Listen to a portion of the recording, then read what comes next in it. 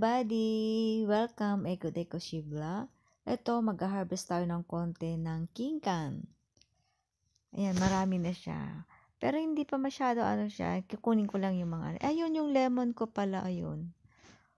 So, magkukunti tayo, tayo ng kinkan.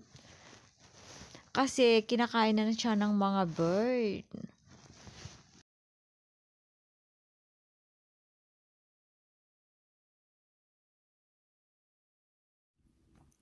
Anyway, ito na yung na-harvest kong kinkan. So, nagtatanggal kami ni boss ayan, tinutulungan ako ni boss. Tinatanggal ko lang guys yung mga seed niya, yung mga buto niya, kasi mapait siya pag sinama yung buto. Ang gagawin ko dito ay gagawin ng jam. Gagawa tayo ng jam, organic jam. So, ito, pinakuloan ko lang siya. Papakuloan na natin. So, bali natanggalan namin yung mga buto nito. So, ito,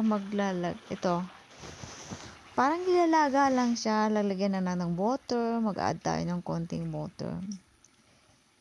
Estimate lang ang paglagay natin ng water.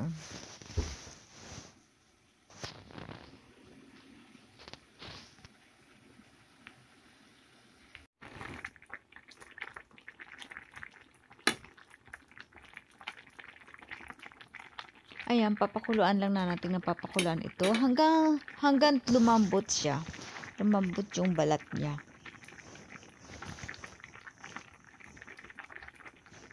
Medyo papalaputin kasi ayan, konti lang 'di ba nilagay ko yung tubig, yung water. Then ayan, lumabas na yung kanyang talagang pinaka-syrup niya. Parang dumami yung tubig, 'di ba? So nag-add ako ng sugar, brown sugar ang nilagay ko. Kahit ano naman kahit anong ilagay yung basta kasi andito kasi sa akin ay brown sugar ang ginagamit ko talaga sa loob ng bahay ko. So, ayan, minekos-mekos natin. Hanggang lumambot yung niya. So, ito na.